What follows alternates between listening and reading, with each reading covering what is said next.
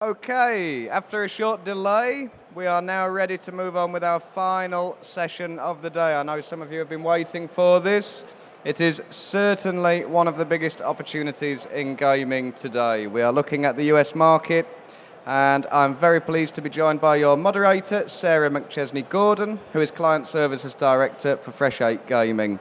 Joining Sarah today is Mr. Michael Caselli, founder of iGaming Business, Erica Anderson, the Director of Marketing for Income Access, and Marc Pedersen, the CEO of Better Collective US. So please join me in giving them a very warm welcome to the stage.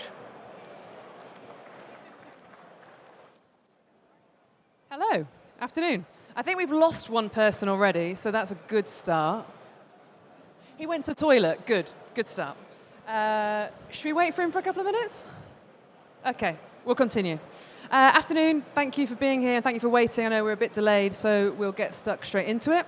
My name's Sarah McChesney-Gordon. I work at Fresh 8 Gaming. I've been in the industry for about 10 years and focus mainly on sports betting. And here is our belated guest. I'll come sit here, please. So, as I said, we're going to talk about the US and obviously a huge growth sector over the last 16 months or so, and we're going to be looking at licensing, what kind of pitfalls and positives that we think we can give you if you're an affiliate, if you're an operator, if you're a supplier. And I'll probably start by letting the panelists introduce themselves. Hi, I'm Erica Anderson. I'm the Director of Marketing at Income Access. So Income Access, we provide an affiliate marketing trafficking software as well as digital marketing services. So we work with both operators and affiliates, and we work with most of the biggest U.S. sportsbooks and U.S. casinos and the fantasy operators as well. My name is Michael Caselli, and as you heard, I founded iGaming Business. I'm involved with ICE as well, so I'm now the non-executive chairman for Clarion Gaming. But I've been in the market for quite a long time, since around 1996, 97 is when I started. So back in those days, we didn't even have affiliates. There wasn't even a concept for any kind of affiliate revenue or affiliation traffic. So I've seen the industry grow quite a long way. And my name is Marc Pedersen. I am CEO of Better Collective USA. Better Collective is an affiliate, one of the leading sports betting affiliates in the world. In the US, we operate brands like Vegas Insider, Scores Nuts, has Betting Expert in the US version, and also operate rotogrinders.com.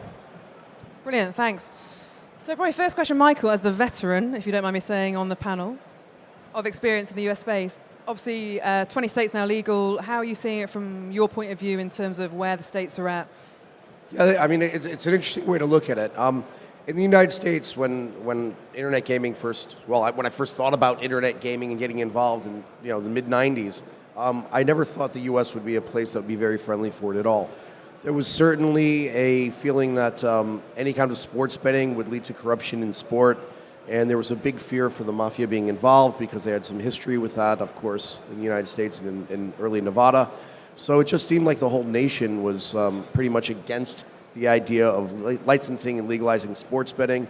So essentially the states fell into these little oligopolies where a few groups operated in a few states and people would go and use those states as destinations to gamble. Just a very different environment. The mindset's changed, and now it's a much more open and accepting place just from the citizens and thinking gaming is okay and sports betting is okay and sports betting adds to the sport.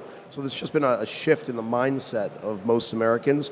And that's why we're seeing the states open up so rapidly, because there's not this great fear that the mafia is going to come in, or there's going to be corruption, or there's going to be massive gaming problems. People just are happy to have that facility, I guess, available for them, and they want to bet on their sports, and they want to have that kind of engagement with their teams. Definitely.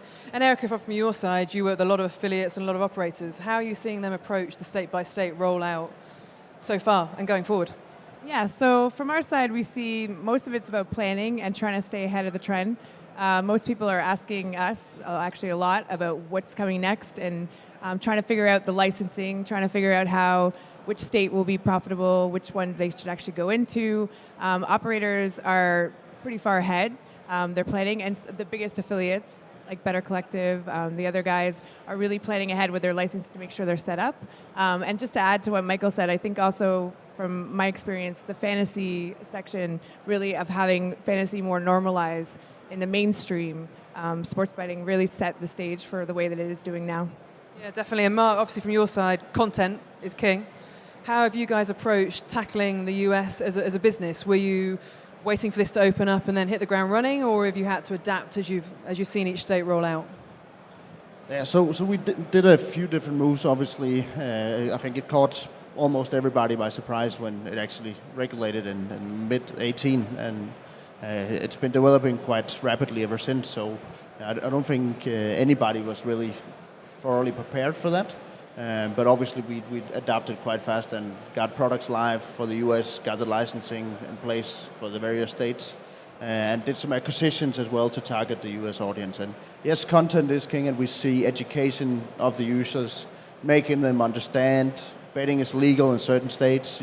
This is what you can do as a user, and basically taking the educational approach to it. Brilliant. And Michael, maybe you could just touch a little bit on for us about the licensing and kind of how that works and how you're seeing that shape the way that affiliates and operators are functioning. Yeah, I mean, there's so many layers to the licensing and regulation issue.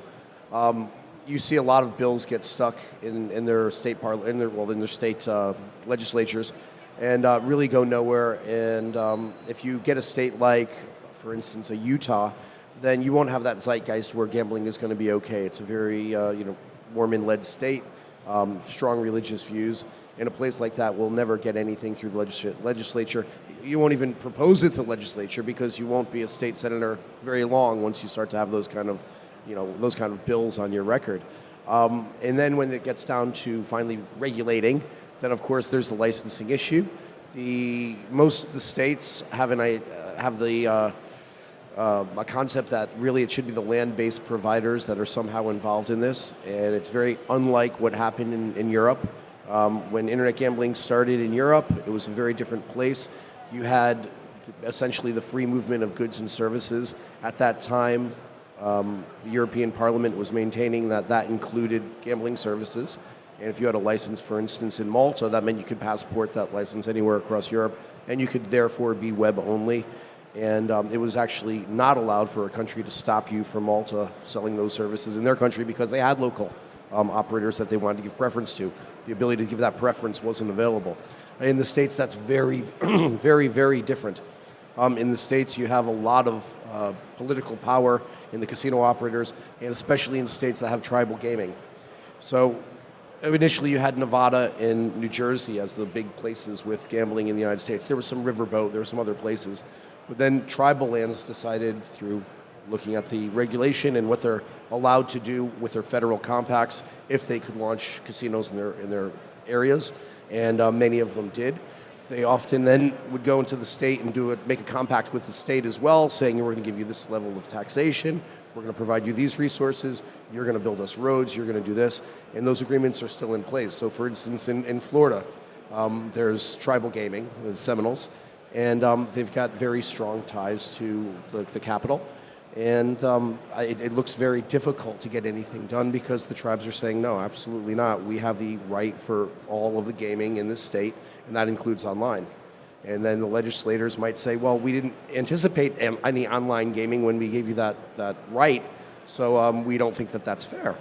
And then you have a long conversation, you have some political wrangling, and eventually, I guess you'll have to go and make some kind of a deal with the tribe that makes them happy and satisfies the state and satisfies the players in that state. Because I think also what happens in the United States, especially after the poker boom, whenever anyone saw poker on television, it kind of normalized internet betting. People went offshore and got offshore accounts. Before that, everyone had a bookie in the States anyway. I mean, there's not a person in America that couldn't have made a bet before any kind of betting legislation happened, because there are bookies on every single corner. I mean, they're kind of the original affiliate, really. And I think the states recognize that they're losing revenue to offshore operators if they don't go and license it and control it and tax it. Definitely. And I guess that touched a lot on how the operator deals. Affiliate side, Marc. So if you're starting out somewhere, it seems like most people start out in New Jersey. How do you build a business around starting in a state that then goes to another state that's very different? How do you as an affiliate tackle that? Or is there a way to even tackle that? there's no such thing as scalability when it comes to the US and the operations in the US. It's very tedious in the way that you really need to approach every state as an individual country. It's way more complex than operating in Europe because as a SEO affiliate, which is obviously a big part of what Better Collective does, is you get the rankings in the various states in the local language. But here it's one Google, but it's 50 countries that you need to approach, and you need to target them individually and differently. So licensing is obviously a big issue aside of that you need to go in to the various states and get the license. And that is complex, and yes, you can reuse a lot of the different details that you have for the applications, but you need to go through the entire licensing process state by state. Sure, and I guess if you're a small affiliate that hasn't got the bandwidth to do that, you work with probably the smallest to the biggest. How are you seeing those different size affiliates cope with that? Yeah, I think it depends on the vertical. So there are things in the States like iLotteries, which affiliates can start off with, that you don't need a license because it's with the state government. And so you can promote that right away. Fantasy is another one where you don't have to worry initially about the license. Once you get into Sportsbook and the casinos, New Jersey is really been historically the easiest. It was the first one of the first. So getting started in New Jersey, you can have a vendor license, and you can only earn on a CPA. And getting an ancillary, which is the more intensive, more intrusive one, is definitely a little bit more challenging. But you can get your feet wet starting out, like I said. Testing it out, and like Marc said, it's really countries. Like every single individual state is very different. Even how people are targeting the traffic, the kind of content, and what we've really seen across all the affiliates is that the best ones are educating their players on how to actually play, whereas opposed to Europe, where most people are very familiar with it, and it's all about the odds, the content, the content of sports content. That's true in the U.S. too, but you really need to actually tell people how to play and where to play. Yeah, I think, Michael, you alluded to that point earlier as well about, I think you said that people could place a bet and they understand sports betting, but in my job, I hear a lot of conversations about, I don't believe that anyone understands what the hell we're putting up in front of these people. Is that a myth, or is that true? Sports betting in the United States is presented differently than sports betting in Europe. And an American wouldn't understand a European sports betting product and vice versa. I think that there's truth in the fact that when the European sports betting providers went to the United States initially, they had a product that was not suitable for the United States. In fact, I've spoken to many offshore operators that aren't worried about the European providers coming in, or actually even licensed casinos and sportsbooks, because they're saying the product's not good enough. We've got a product tailored to the U.S. market, and the internet, everything's one click away, and they're going to continue to bet with offshore operators, and they're going to get paid, and it's going to be business as usual for them. I don't know if I necessarily take that point of view. I think once sports betting gets big enough in a state like it is in New Jersey, you start to see more terrestrial advertising, television advertising, and then you start to build brands. And when you build the brands, then the offshore guys will eventually be squeezed out of the market. And besides that, when you're spending, the GGR in New Jersey should be somewhere around 35 million this month. When you start to collect tax revenues on that, and you have operators who are paying you serious taxes, then they will also call you up when they find that someone's eating their lunch by offering a sports book that allows New Jersey residents to gamble. So there'll be increased political pressure to the regulator, to the governor's office, and eventually to the Department of Justice, where they'll say, please, let's shut these guys down. And you might see sites blacklisted or taken down by the FBI. I don't know if any of you were around when the Ultimate Bet site was taken down, but you go to the site and it would say the site has been seized by the FBI and is now closed. Fair enough. And we were talking about, Erica and I were actually talking about the kind of commercial models before. Marc, how are you seeing it from your side in terms of vendor license, CPA? Doesn't feel like the European rev share model is really being carrying over. Will that change over time, do you think, as the states develop? I think the market as such is very immature, so it's very early to make predictions on how it's going to go in a few years. The European model with rev share, I'm sure, will prevail down the line. It's not a thing that the US-based operators are very used to. When competition increases, it will become more evident of the value of those affiliates that understands the game, understands how to engage the players, and retain the players over time. And there, the rev share model is way more interesting and motivates the affiliates in the right way. So I'm confident that's going to prevail down the line, and we also already now do see US-based operators that are looking towards the rev share model. So it is coming, but getting to the rev share model is not an easy step. The documentation required and the licensing process is very, very thorough, and it's very time consuming. Yeah, definitely. And then so from the CPA side, how are you from your side, Erica, seeing CPAs varying by state? Are you seeing brands go in and offer the same CPA across all of the states? How are you seeing them tackle that? It depends on the size of the state, but generally they've been pretty across the board. Obviously, there's different CPAs offered to different types of affiliates, depending on the trend and traffic they have. So I think there's a variation there. They have the standard offers. We are starting to see people talk more about hybrids, so CPA with the revenue share, with more affiliates actually getting ancillary licenses, getting that licensing. But it does have some variation, but generally you're seeing pretty much the same. And then I just want to talk about kind of that regionalization point a bit about every state being a mini country. What should affiliates be looking at? Maybe start with you, Michael. In terms of their products, what should they be focusing on first? The conversation so far has brought up some really huge topics that tie right into this. So you have to look at states on an individual basis, like you say. 50 countries, okay, fine. It's 50 set of legislations and 50 set of laws, and it's a bit of a pain in the ass. And 50 licenses you might have to get in order to be an affiliate or an operator there. Okay, that's a pain. But there are kind of bigger issues. If I'm a small state and I only have, say, one provider, or perhaps I choose to let my lottery be the state provider, I may not want affiliates at all in that state, or that operator may not want affiliates at all. So it's not a given that every state's going to open up with multiple competing casinos or sportsbooks, and therefore need an affiliate model or an affiliate licensure. And then that brings up the topic of affiliate licensing anyway. Would anyone get one in, for instance, Montana? Probably not, because it's not a big enough population to go through the trouble of going through all the legal work to get, and not just get, but maintain that license. Are we seeing the mutual recognition of licensing across states? No, we're not seeing that right now. So it doesn't mean, so if you go to New Jersey and get a license there, it doesn't mean you don't have to go get one in another state. You still do. Now, the largest affiliates that are operating in the states are all beating the drum and saying, yes, we definitely should license affiliates because it's safer for everyone. I've heard the argument a lot. I don't think I agree with the argument. I think what an affiliate does is innovate and be innovative. And however he or she wants to be rewarded for that innovation can be worked out commercially between themselves and the casino or the sportsbook. There's plenty of licensing around what you can and can't do in advertising that covers their activities.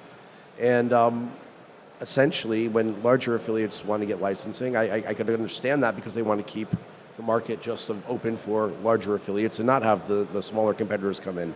But if you want to run a sportsbook or casino in the state, you need people that innovate to go and get those clients that you can't reach through your normal advertising. And by licensing, you're restricting what an affiliate can or can't do to get those players in. So it kind of denigrates the model quite a bit. Sure, then Marc, obviously Better Collective renowned for acquiring businesses globally. How are you seeing the affiliates you're working with adapt their content, their product, their offering to you? How are you working collaboratively with them? Well, so obviously it's our own products and our own sites that we're operating, right? So we are in control of what we do. I actually want to come back to what Michael was saying, and obviously I think he was hinting a bit over towards me when he was saying that the bigger affiliates want the licenses. Yes, we appreciate the licensing system. I believe it brings good and a clear framework of who can operate and who are entitled to operate. I fully accept the argument that it can be an entrance barrier that's too high for some, which I do believe is an issue. So I do believe we need to find a standard of the licensing where people can get a license without having to document what they were doing in 1975 and what their parents have been doing. I don't think that's required in order to be a marketeer, which at the end of the day is what affiliates are. We do marketing and we do engagement with our users, but we don't handle the money and we don't accept the wagers, etc., right? And so I do believe that there needs to be a license structure that allows people to come in, but also holds an order to take action in case that the affiliates are not behaving as they should, right? And thus removing the licenses. So I think having a lower entrance bar is probably what we need, and we need to make it easier to get those licenses. The vendor license is actually quite easy to obtain. Definitely. I mean, when New Jersey is kind of a unique example. New Jersey obviously has had a lot of problems with organized crime just in the state. Mostly the Italian mafia was a very influential organization and was involved early days with the casinos, and they didn't want that. So they set up a whole bunch of licensing rules and vetting rules. So now to supply anything to a casino, and I mean like toilet paper, you need to be a registered vendor and you have to let people know that I'm going to sell some things to a casino so that if at any point in the future they question that you might be extorting them and trying to pretend you're selling toilet paper that you're not, they could come and fine you. So New Jersey was always going to be a case where they were going to have licensing for the affiliates because they need licensing for everything. The danger now is other states just look at New Jersey, who were second out of the gate, and just say, okay, we'll copy that model. Well, you don't need that model in Montana because you don't have the mafia knocking down the door in 1974 trying to get into these casinos. It's a very different place. So you look at a place like Nevada. Nevada also had licensing for affiliates. There were 3 that got the license, 2 or 3. The following year, I think one person renewed it, and I don't know if there's anyone that has a affiliate license now or if they even offer it anymore. And so in terms of an affiliate, maybe Erica, you can start with this one. What would you say the key bits of advice you would give to an affiliate, small, medium, large, if they're looking at the States now, where to start? What are their checklist items that they should be working through?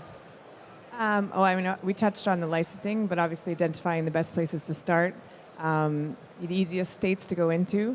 Looking at, a lot of the affiliates are SEO type of affiliates. If you're a new affiliate, there's other ways through content and social that you can do it, but making sure that you are planning ahead. You can obviously look at if you're a smaller affiliate, looking at larger affiliates, what they're doing, but also trying to find your niche. I know there's a lot of small guys that are trying to pick up the traffic that the other guys don't have. I think those are the main things that you need to focus on, and being creative and having content that's really focused on localization. A lot of it, especially in the sports world, is a sports content. You want to make sure that you're actually offering something that has value rather than just trying to blanket acquire traffic. Can you expand on those niches at all, or are they top secret niches? I don't know. Yes, and it's not just necessarily being a SEO affiliate or buying an AdWords affiliate. There's junketeers in the States, which were essentially the, original affiliate. They would bring groups of people physically to a casino. Imagine that, physically going on a bus somewhere, and they'd be rewarded for that from the casino. Sounds great. I know. But the next level of affiliates in the States we're talking about innovation, are probably people like the guys I was hosting at the Launchpad the other day, where they're coming up with very clever apps or new ways to do things, or AI. One of the businesses was an AI that looked at 100 different angles as to what would influence the outcome of a sporting event, and they're getting like a 79% win rate in NBA, and now they go out and they sell that service, but you could actually bet on the team through the app. So once you're there, the app would give you the best odds. They would send you to that site, and essentially, boom, you're an affiliate, but you're doing something very different. You're actually adding a huge amount of value on the front end. You're not just directing traffic. You're adding value for the player, and that player wants to engage with you, is your customer, and then you're passing them on. And I think that's kind of where we're going to see it going in the United States for sure. And we're obviously seeing at the minute a lot of big ticker, as I'd call them, media deals. So Vox Media doing big deals, MGM doing big deals with Yahoo and so on. Marc, maybe you can comment on this. Where do you think you see that area of the space going? Well, it has come a bit by surprise, the interest by the media to get into gambling. You always used to say that ESPN was not going to happen. You'll never see Disney engaging in gambling, and guess what happened, right? So I think that's changed a little bit the view on how that's perceived, and I think it's a bit of a gold rush for the media to see everybody's going into gambling. I think they'll be quite disappointed with the development in the short term in how that's going.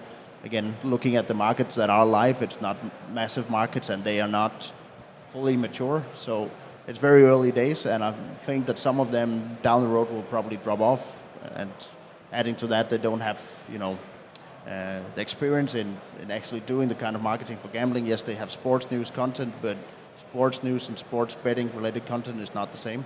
So there's a big gap between their past experience and what they're striving to do. Yeah, Definitely, and obviously we were talking before about content being written about educating people on how sports betting works in the US.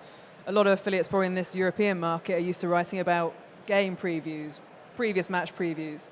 What would any advice that you'd give to affiliates that are used to writing that kind of content operationally? Erica, maybe you can start there. What should they be looking to operationally change? For the U.S., you mean? Like to target the... so yeah, I mean, they have to look at how they need to... Understanding their user, understanding what... a typical punter or a typical player in the U.S., what do they need to understand? Looking at what some of the other affiliates are doing. I mean, there's a lot of different sites, but I mean, Michael also touched on the different apps and looking at potentially having an innovative area there. That's generally I would recommend that. And Michael, we were talking on a call before we had this panel. We were talking about a lot of operators obviously acquiring players that aren't from states they're licensed in right now. I personally don't feel like anyone's quite cracked how that works commercially, operationally. Any thoughts from you where you see that part of the industry go? Yeah, I mean, so you obviously need to ring fence your state, and you need to create a digital barrier essentially, and use companies like GeoComply to make sure that the people that are wagering in your state are actually in your state. But we see things like in New York, you'll find that people are driving into New Jersey, placing their bet, turning around on the bridge, and driving back to New York. So the ring fencing is really working. But it is interesting. So you talk about mass media, and all of a sudden I'm ESPN, and I'm broadcasting everywhere in the United States, and I'm saying, and I can't change that broadcast on a state-by-state basis because I'm broadcasting nationally. What do I do with my sports betting ads? It's going to be a problem until you get at least half of the states that are going to allow sports betting within their state. Otherwise, they're just wasting that airtime. But the really interesting thing about what's happening with the media deals in the States is not necessarily that they're getting involved. Yes, there's a lot of money, and I can see why they would want to, and they have the reach, and they saw the Sky Bet deal, and they saw that it worked here, and it makes a lot of sense. But what they're also doing is looking at the sports betting as something that's going to add more content value to their broadcast of sports, therefore making their sports broadcast more valuable itself and creating more asset to their own normal broadcast. So they'll be putting odds up from different bookmakers. They'll be putting picks in sports betting tips, and there's just a lot more data that they're going to be projecting back to the crowd. And the leagues know this too. So the leagues are very much looking at sports betting as a way to increase fan engagement, increase the amount of time they deal with their brand, and therefore the teams in the league will be more valuable because of the sports betting attribute, not just from sports betting revenue, but from the content that they could derive from it. Yeah, definitely. Maybe between you, Erica, and Marc, as an affiliate owner, are you asking these operators to remunerate you for the players that you're getting from other states that aren't necessarily licensed for them yet, and likewise from the operator side? So the way it actually works is you can drive the sign-ups. So let's say New York, you can drive the sign-ups. So whenever you make a sign-up from New York, he can go over to New Jersey and convert it into a cluster. So then we would actually be attributed the revenue for that. So that's a model that works. It's obviously requiring a lot of sign-ups, and when you send a sign-up from Hawaii, it's going to take some time before it actually materializes into a depositor. And how do you even forecast for that kind of thing? Because I imagine there's a pool of players there that aren't quite making you money yet, but you can see it there, you can always touch it. How do you look ahead at that? Yeah, that's tough, and obviously there are two aspects to it, right? Everybody in this room hopefully hopes that New York one day will go live, and thus you have those registrations ready should that happen, even though they don't take the drive over to New Jersey. But sitting and forecasting is a guess. You'll just be guessing. Pie in the sky kind of thing. And from an operator side, Erica, how are operators having conversations with you about how should I be looking at these states that I'm not quite there yet, but I want to incentivize my affiliates to be working hard for me there? Yeah, I mean, in terms of looking at different states, they're planning ahead, like I mentioned. They're talking to affiliates about how they can actually, I mean, I know California, people go into Nevada, they cross the border there. They look at land-based areas, how they can leverage their land-based assets to actually incentivize online, how can they run promotions that way. Yeah, I think it's more in that area that they're focusing. And then I guess from the operator side, how should affiliates be looking at the products? I think we spoke about, you've got some European brands that are launching in America, you've got some pure American brands, as I described them, much more American-centric right now. What should affiliates be looking for from that space? Maybe Michael, you could comment. Sure. before we do, I just wanted to touch on our last topic before we get into the new one, just to close it off. We're making the assumption that everyone here is whiter than white, and you're going to go to a licensed route, and you're going to only promote legal sites and sites that are licensable in the States and licensed in the States. I think there's a reality that there's also a lot of affiliates that are going to go for states where they don't have legal betting yet, and they're going to send their players offshore, and they're going to do very well at that. I mean, is it legal? No. Are you getting in trouble? Probably not. What's going to happen is you'll never be able to promote sites that are licensed.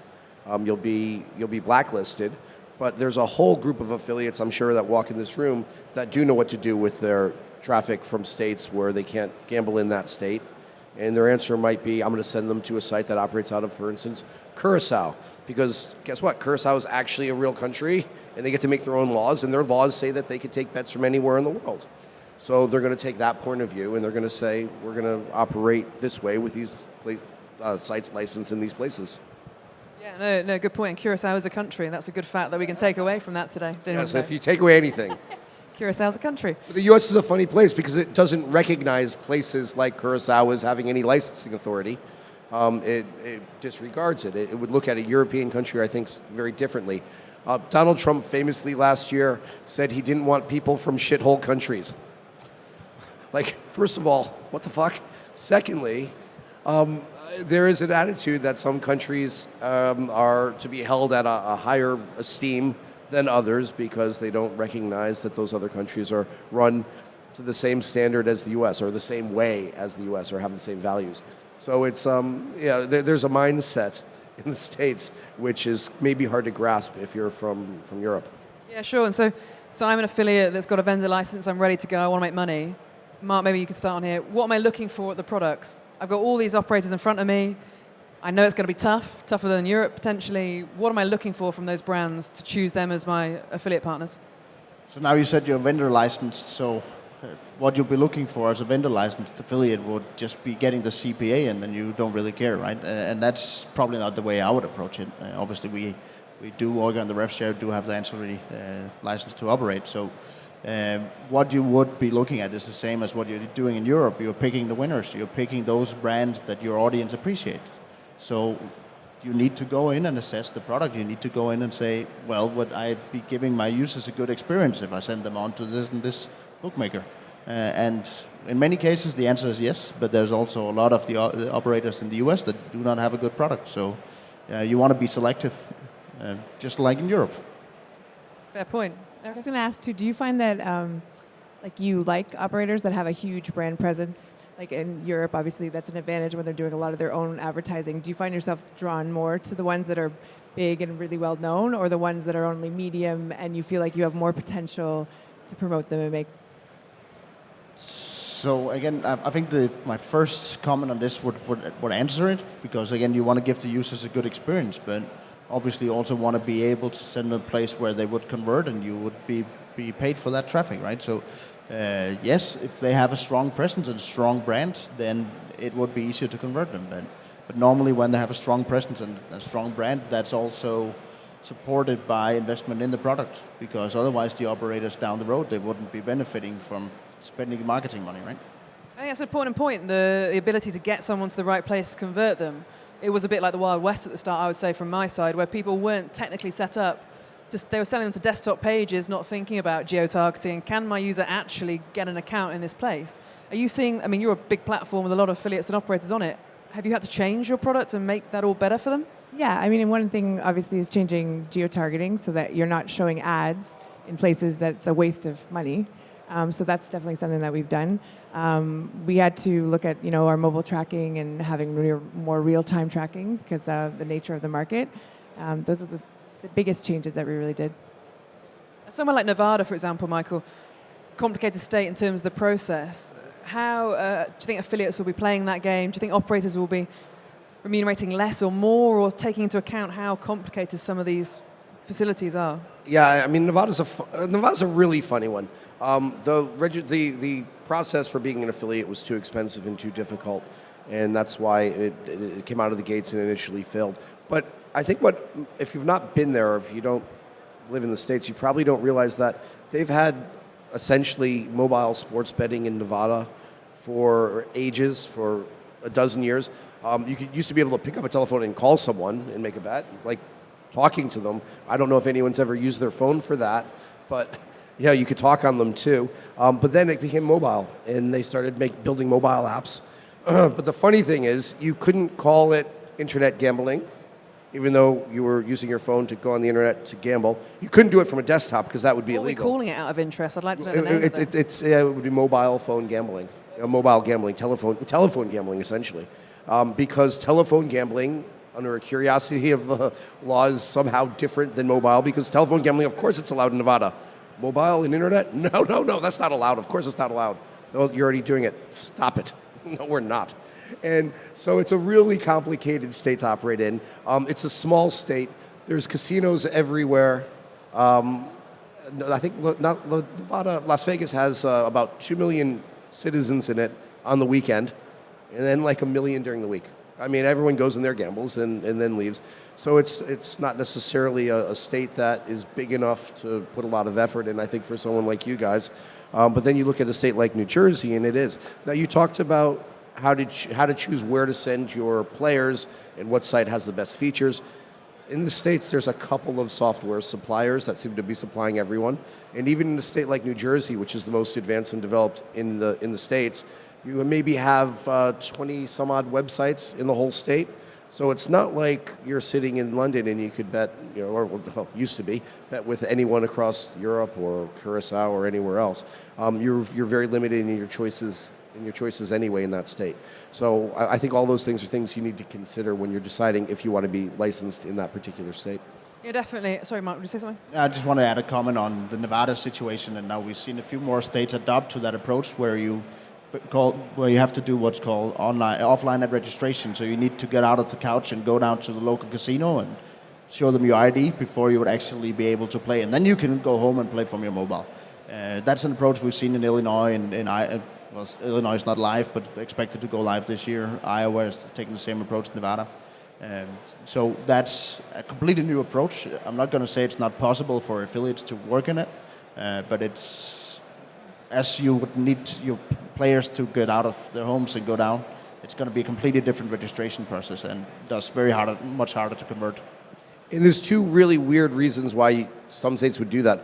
First, the regulators, they like to regulate. They want to make it the safest place on the planet. Their job may be an appointment directly from the governor in some cases, so they want to make sure that everything's done, as restrictively as possible, so that it's not too popular and doesn't go too well, because that could cause a problem. So they just make it as restrictive and stringent as possible, which means you'd have to show up, show your ID, show a shopkeeper that you're over 18, live in the state, et cetera, et cetera, et cetera. You could do all this digitally, so that argument's kind of silly. But the other reality is that in the States, lottery vendors are typically convenience stores, like a 7-Eleven would be a big brand, or a Circle K. And they actually have a ton of political power, and they have to be listened to when you're doing anything gaming because of that stranglehold they have on lottery ticket sales. So oftentimes they'll say, well, you know what? If you can just gamble and bet a lottery online, they're not going to come into my store. That's not okay. Make them come into my store for some reason. Well, okay, but what if they had to top up their account with money there? That'd be fine. And so you've got this new political group going in there, which is the convenience store chains that you don't have in countries that we've worked in before. And is there a kind of bravery opportunity then in the US, we think, where if someone is willing to take a risk on the more challenging conversion states that they can perform better, or do you think we'll see a case of affiliates being global in the sense of the US, across the nation? You've seen some of those states that take that approach. The development on online sports betting is extremely slow because it is very tedious for guys to go down and actually do the registration, right? So you would see that in the states where you have that process that it's not working. And if you look at the growth rates in those states compared to the ones where you have the online registration, it's two completely separate worlds. So I don't think there's a big opportunity there. Do you think the big boys will have a better chance there? Do you think that's a case where the bigger media partnerships will invest, maybe have the investment opportunity to make them more? I have to say I'm very skeptical about those states and the setup in those states. I think the opportunity lies down when they realize this is not going to fly. We need to make it easier, and we need to make the online verification process work. The problem with national advertising, again, is going to be in each state, you may have a different URL. So you might use your local partner's URL or brand name in that state, and that's your website. And you might not be allowed to have a second website in that state because legislation won't allow it. So I might be like Riverboat Casino in this state, and I might be Caesars in this state, and I might be something else somewhere else. About 20 years ago when I started in the business, I was thinking about this a lot. I actually filed a provisional patent that set up a system where you have a triangle of the player, the brand, and the betting server, and essentially you would take this brand and market it across the United States, but because you have this little triangle, you'd open another connection to the betting server, which would be different in every single state, so you could advertise one brand, but then have a different betting server. Now, that's not how the market developed, but essentially that's kind of something that we're going to need if you're going to see national advertising. Definitely. Sorry. No, I was just going to add to, on the operator side, what we see with affiliate programs is they're definitely treating them very separately in the system. Like at the beginning, we weren't sure how the structure was going to be. Was it going to be that they're going to have one global U.S. affiliate program, and then each state, as it comes up, would just be part of the global, similar to a lot of brands, but they're really setting it up as each individual state. So there's not a lot of crossover between even when it's a separate merchant, a separate setup, everything's separate. Obviously, one of those things is the taxes and the revenue, and they want to be able to adjust all the costs that they have on their side, but it's not something that we weren't sure that we were to expect. And then are you seeing from that specialist in the States working on those states, or are you seeing regional coverage being run by central teams? Most of them, it's coverage by central teams. They have slightly different approaches for different states, but most of the time it's the same people that are managing it. Sure. I think often in these panels we talk about what we're learning from the European side to take to the US. We never really look at what we're learning Europe side from the US. Have you guys seen anything in your experience, maybe start with you, Marc, that you think, God, why don't Europe do that for a change rather than the other way? I will say that those newcomers, and I'm not going to name any names, but there are certain newcomers that were not active in sports betting before New Jersey started, have actually done a really, really good job on the product side. And I think the product interface is that some of the Europeans could be inspired by.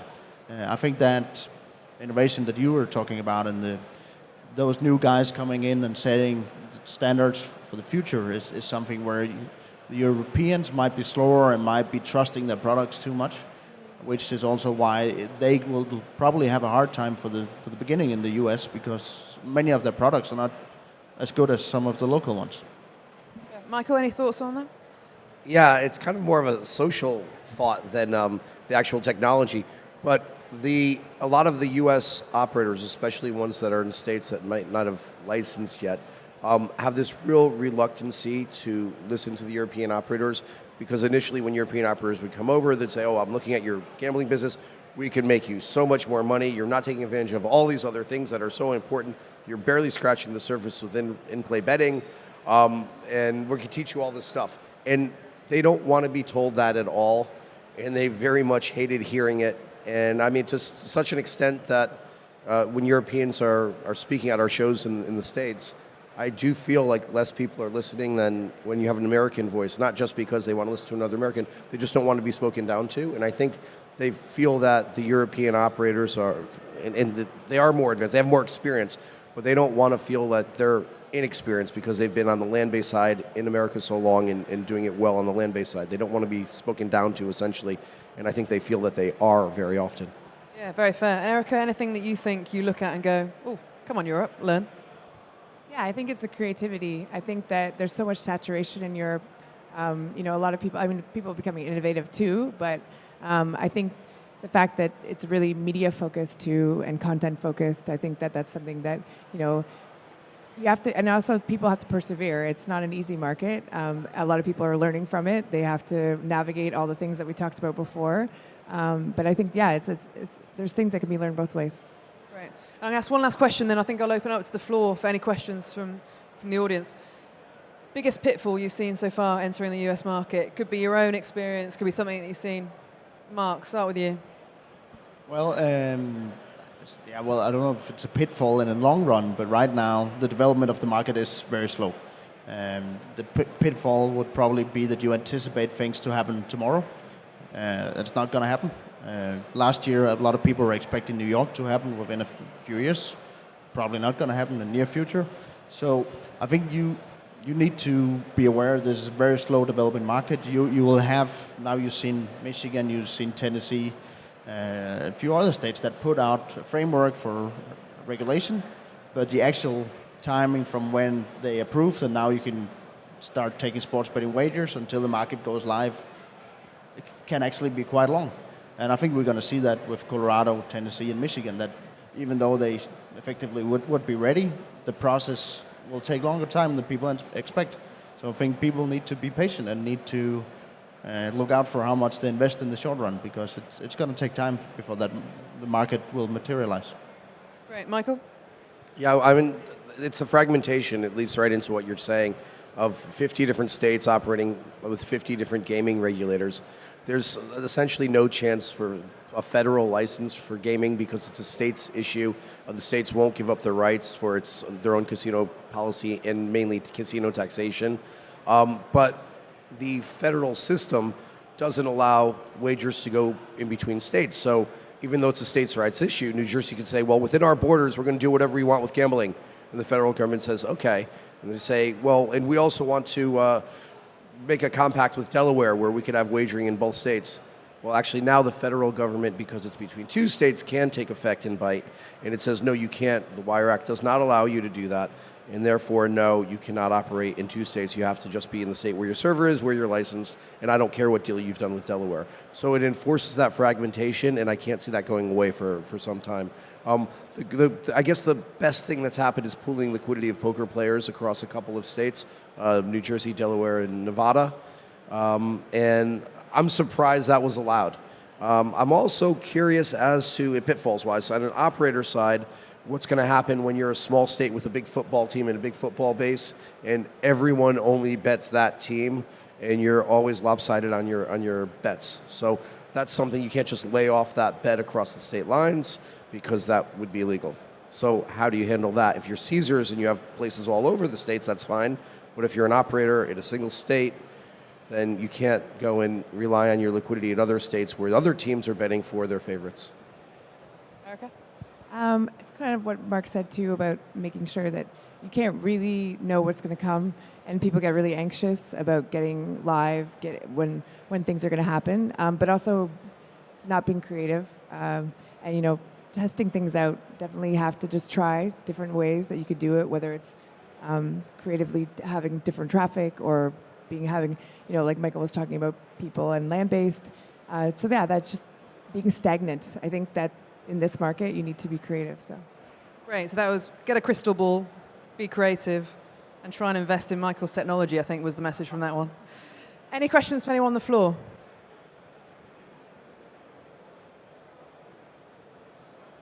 No? Well, then I will say thank you very much to our panelists. That was really interesting, and I hope you all enjoyed it, and enjoy the rest of your conference.